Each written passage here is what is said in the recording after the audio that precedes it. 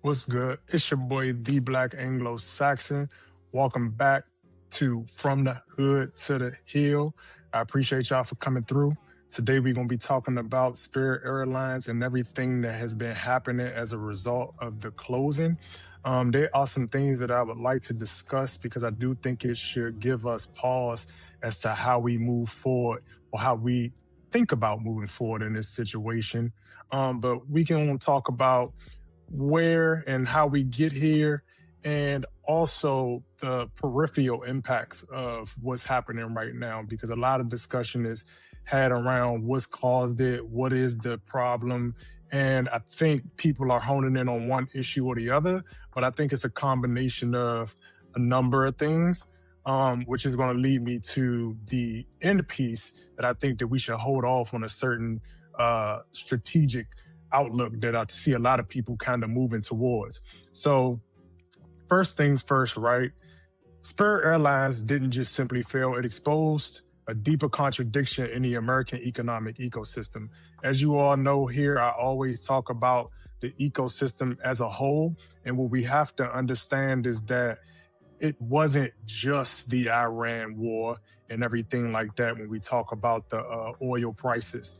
That is a component of it. But what we have to understand is that I said American Airlines, Spirit Airlines has been struggling for a while now.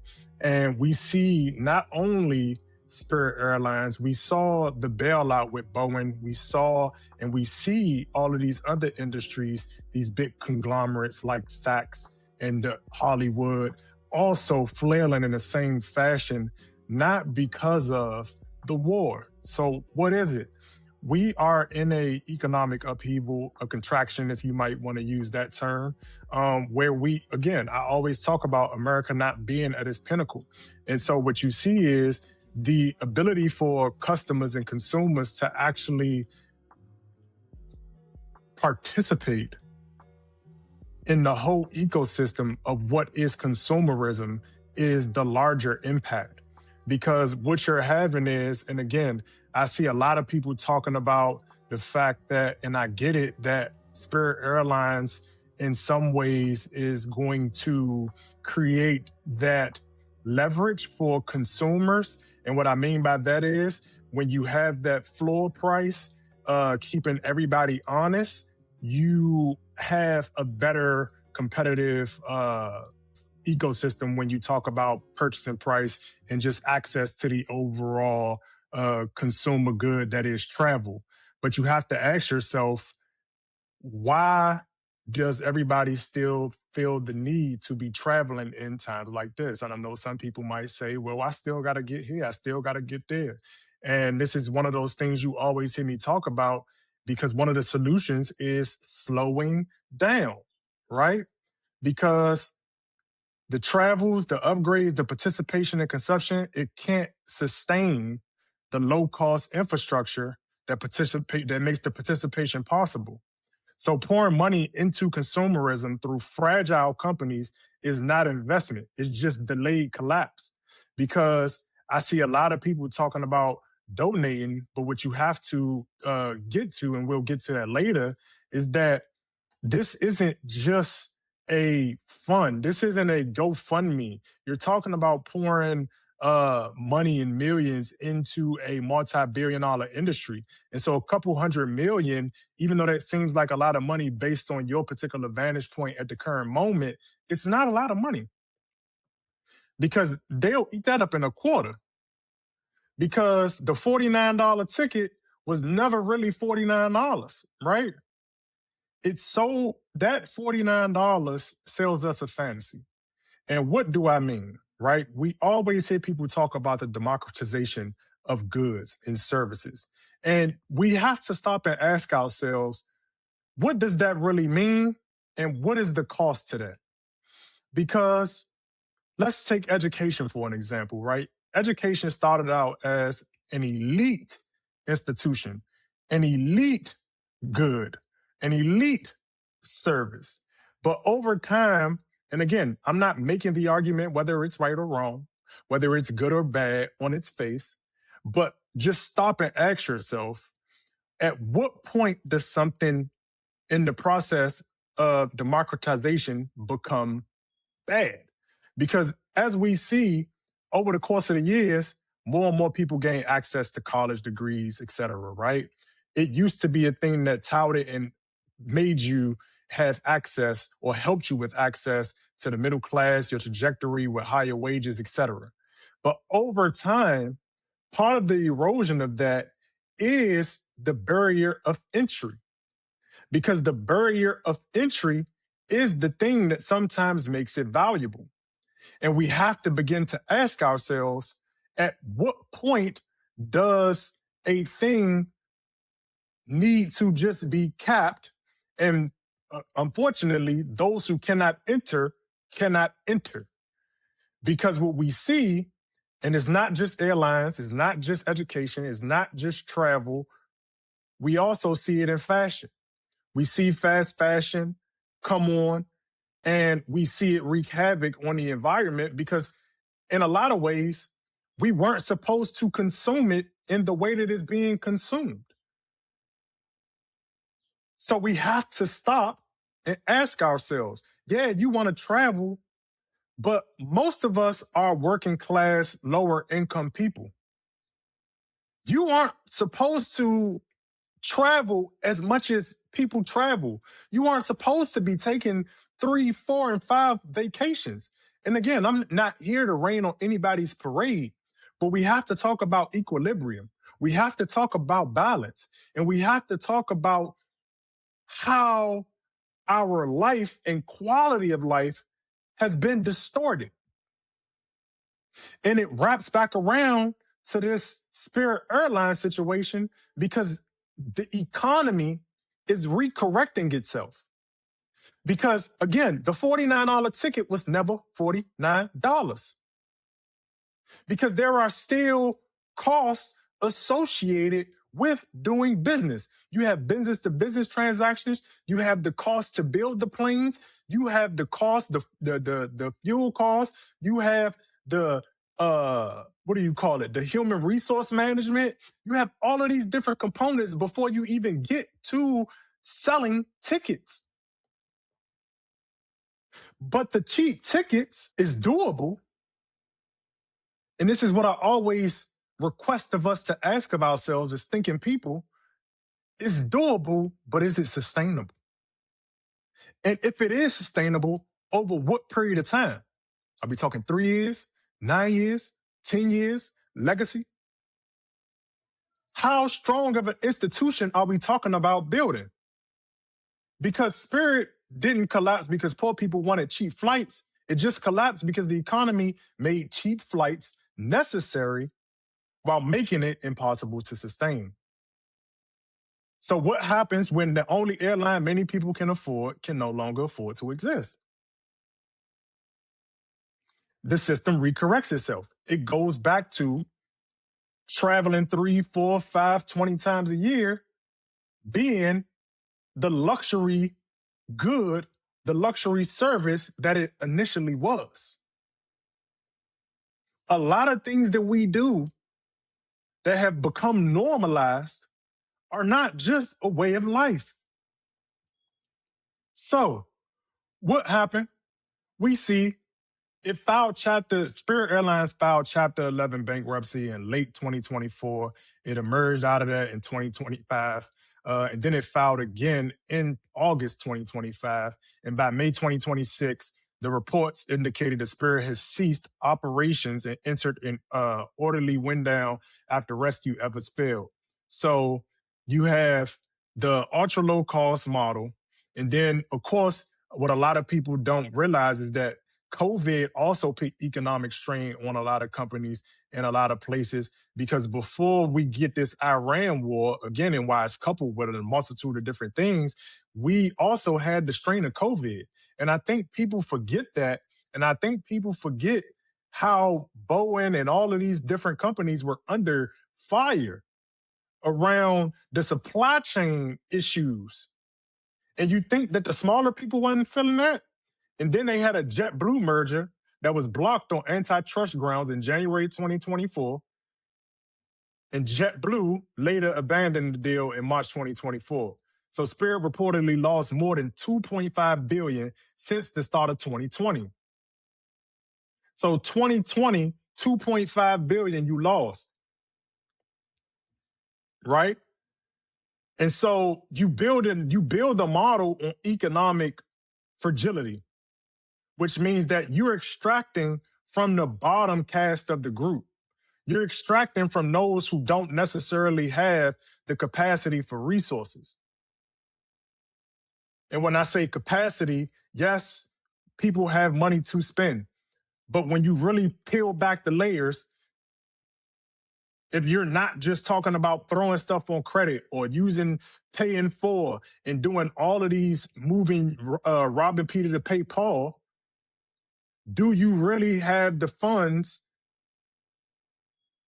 to access travel, especially in the way that most people do?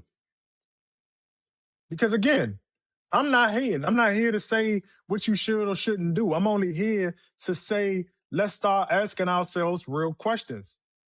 Because a lot of these companies are monetizing off of struggle, scarcity, and poverty. So when we deal with economic upheaval, that base that was barely making it is now underwater. It's drowning. So even if you come back, which leads me to my next point, is that the economy constantly is talking and telling people to consume as a proof of participation, right? And I'm gonna explain what that means. Because a lot of people, I saw people talking about donating, which I brought up early, and it's putting money into an airline, simply pull money into consumerism, bad economic logic. Because even though it is a show of power, you have to ask yourself about the intentionality of why you want Spirit Airlines to stay afloat. So let's say I'm donating $1,000, right? I'm going to donate $1,000 to Spirit Airlines, the saving of Spirit Airlines, so that I can consume in an ecosystem that's going to take me to a tourist destination so I could buy more goods and services that, again, are not bad in their face. But we're also talking about, at the same time, trying to address corporate monopoly, fascism, because a lot of people don't understand what fascism at its core is. Fascism is a merger of the state and the corporate body. So you can't continue to consume at the rates in which you consume and think that you are going to impact a fascist state. And I'm going to talk about the Met Gala because that was another missed opportunity. And it speaks to the fascist state. And that's going to be I'll leave that for another time. But understand that you all are taking money, putting money into a sinking ship. Sometimes you got to tell your kids, look, man, it's no Nintendo Switch 2 for Christmas, man. Because doing that is like pulling out a credit card. And this is why I also don't necessarily agree with taking the approach that we bail them out. And again, it's painful. It is painful. I'm not here to say that these things will be easy, but we have to make the decision. Because if we pull out that credit card now, we're taking out future dividends for those kids and those people who have to come behind for years to come. Because last time I checked, the state was saying that they were going to hold off and let that be a last resort thing because they should go after private funding, as they should. But just like I said in videos prior to this, when it came to the restaurant industry, when it come to Hollywood, when it come to all of these different spaces, we have to let the system recorrect itself in some ways. And I'm talking about it and I'm framing it in this way because everybody is talking about, well, it's, because low income people and this war. No, it's a lot of different competing interests that's happening right now. And it's creating what is a flashpoint, something that should be observed, something that should be reflected on. And when you are assessing it, you need to do it in a nuanced way, because if you take one issue and make your assessment, you miss the bigger picture. Because let's say that they bail them out. And this is why I don't agree with the bailout, because let's say they do. How long does Spirit Airlines last after a bailout? Because the bailout is going to increase inflation, which is going to make the base in which they're marketing to that much poorer. And then it might spend to cover that inflation, the country to go into another round of quantitative easing, which is just basically printing more money on a cash machine and basically eroding the dollar even further. On top of being in a standoff, almost forever war with Iran. And it's not that right now, but that's what it's looking like. It don't look like stuff is going to get cheaper. So we run the risk of propping up something that is naturally going to die because it has ran its course in fear of not accepting the moment for what it is. The poverty pimping institutions are going to die because those of us in poverty are drowning. They can't, and I've said this a many times, as wealth calcifies, poverty expands. And as the poor get poorer, there will be nobody to feed off of. The floor will drop. So those who are poor at 30, 40, 50,000, the new bottom becomes the 100,000. Then it becomes the 200,000, which is why I say that we can't continue to play the game. The incentive structure is bad. Because again, I'm not saying that Spirit Airlines is a bad company. I understand that the intentionality may have been in good spirit, but the business model has its flaws. Failure is socialized downward and negotiated upward. What does that mean? I talk about it. We socialize losses in America. So when America takes losses, the taxpayers got to pay. When companies go under, we bail them out. That's what that means. But the cycle that creates is that that's how you get the rich become richer. No, because like I said, if it's truly capitalism, if it's truly a free market, let the odds ever be in our favor. It has to be that way because you can't come in and save it. So again, here we are in America at the cusp of a new dawn, a new era, a new order. And what people got to understand is, right, this whole myth of market efficiency naturally produces fair outcomes. Spirit collapse shows markets can't produce access. It can produce it temporarily and then destroy it when the profitability fails, right? Because it didn't guarantee affordable travel. It produced a fragile version of affordability, which I call the facade, the mirage, which is why I'm saying you got to ask the question. And then it allows the mirage to go away, and then we're left with the damage. So again, who benefits from it, right? Competing airlines do get to absorb and now increase their prices because they get to take all of those routes. They don't have no competitor for real, for real. We always talk about the creditors and the asset buyers because, again, they come and swoop up to eat failure. Because in capitalism, think of those like, what do you call them, birds? Them birds that swoop down and come and eat the dead carcasses. I don't know, but y'all know what I'm talking about. Them birds. That's what they're like. That's what the private equity and all of those people are like. They come down and they scoop up whatever they can, sell it off, liquidate it, boom. And that's what's happening in America at large. Really. For real, if you want to have a conversation, that's what we're experiencing at large. Trump is looting, liquidating America for its assets, the corporations as well. And everybody's positioned to profit from it.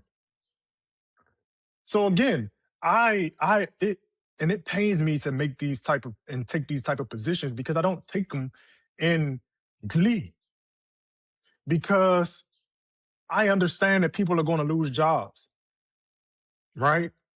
I understand that unfortunately we don't have great consumer protections based on how corporations have come in and eroded consumer protections, especially as of late. So it doesn't make me happy to take these type of stances and positions. But what I do know is if we bail them out and that we continue to go down this road, we will be here again in another couple years, because access without stability is a trap, people. We keep having this same conversation, and I'm going to keep having this same conversation. Access without stability is a trap. It's more than about the airlines. It shows us what happens when America builds access through unstable private systems instead of durable public or regulated infrastructure. It's the same thing that we see even in our social dynamic. Because we have access, take this Met Gala, the reason that you see people still going to it is because they don't have stability, but they're trapped. So they have to go because they got access without the stability. So they're trapped because there wasn't any regulations around. Again, you see Taraji and them talking, which I appreciate, but there were no protections. There were no regulations. There were no guardrails put in place to stop these people. So when you see the Bowens and you see all of these conglomerates move the way that they move, untethered to anything, this is the result. So when you get next to it and you fly close to the sun, you dealing with a monster. You dealing with a savage. You dealing with a heathen, right? Because access without stability is a trap, right? It's the same thing. It's the same thing with school. And I use that as an example all the time because we have to understand that college was supposed to be access. But the reason why people feel like it's a scam or a trap is because there was no stability that accompanied it. When you get access, you're supposed to have a level of stability, not just symbolism. Symbolism is not stability. Can symbolism help you get to stability? Yes. But it's not that. It's not. Representation does not give you stability. What it gives you is access. And people have argued with me back and forth about representation. And representation in this conversation, it goes back to and is shared with the concept of democratization, because the democratization of a thing means that more people are going to have access to that thing. So you feel like you are represented within that population who can access a particular thing, but you don't have the stability. We can extrapolate this across every industry right now. The auto industry, cars are on average at $40,000, $50,000. Wages, stagnant. And people don't want to hear it, and people are still making the argument for cheap labor because that's the only reason that really the elites want to argue for illegal immigration, is because they want cheap labor so that they can, again, circumvent, suppress, and poverty pimp. And people aren't going to, I know some people aren't going to like this, but that's what it is. Don't try to go and save airlines with your small dollar donations, because you have to understand business. You have to understand that a couple 100 million is nothing in an ecosystem. In an ecosystem that runs their spreadsheets are probably crazy. I haven't looked at their spreadsheets, but I know a business like that, the technology that they use, a couple 100 million might not even get you a plane. Might get you some parts, the maintenance on the planes. So you might get through a quarter, but now you're even poorer because how you got to think to yourself, how much can I donate and how often can I do this to sustain it? And if you make it about one issue, you're doing yourself a disservice. Yes, the Iran issue has a lot to do with it, but it's not the only thing. It was going to happen before this. It was just going to take longer. It's the same thing that people say when they talk about the Kamala Harris. If she was in office, we wouldn't be experiencing none of this. I beg to differ. It wouldn't be as expedited as it is because of who we have in office. But some of these things are and were going to happen because the foundation that we're on is just not sustainable over time. The incentive structures that we're set up on are just not sustainable over time. They are self-imploding, self-destructive, and it's built on pump and dump. How much can I get before I pivot? And that does not serve the public good.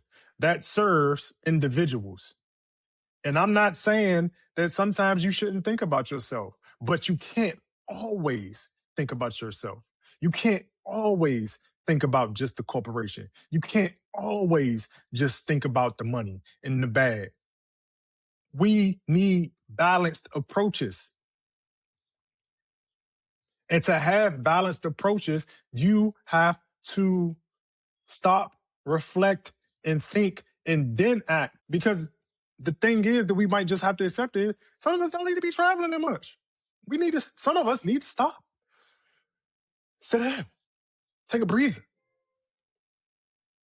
You'll need to unlock your iPhone for this. Because that's what it is. But let me know what y'all think about this Spirit Airlines conversation. This is all I wanted to add to it because I see people y'all make everything an argument that don't got to be an argument. Let's just have discussions sometimes so we can come to productive solutions. It don't got to be a debate about who right, who wrong. Sometimes you right, and sometimes both of us is right. Like I commented on it and I seen people comment. Most of them are all correct. But the problem is that they want one or the other to be correct. And in this, due to the complexity of it, all those things are correct. And unfortunately, we can't get a Nintendo Switch 2 for Christmas this year. That's all it is. Unfortunately, you got to give up that vehicle that you love so much because it's taking too much of your money. You just got to go ahead and be like, man, gotta give it away. I had a Lexus like that. It's costing me too much. Took it to the mechanic like 4-5 times, came up to like 8,000. He pulled me to the side, said, man, look, I don't know what you're trying to do with this, but I don't think that's a good idea. You might got to get rid of this. Hey, sometimes that's what we got to do, people. But only thing I want to come out of these conversations is for people to think about what it is they're doing, saying, and also just have a space to have discussions. I just get so tired of everything being a debate. Like I always encourage y'all to do, leave a comment. You don't got to agree. I appreciate the ones that make me actually think about what I'm saying because I come up here and I got my view situated on it, but I love having to think and explain myself. So, because it makes me think that much more about what I'm actually saying. So always feel free. Please like the video, share the video, leave a comment. I appreciate y'all. I love y'all. And I will see y'all the next time. Thank you.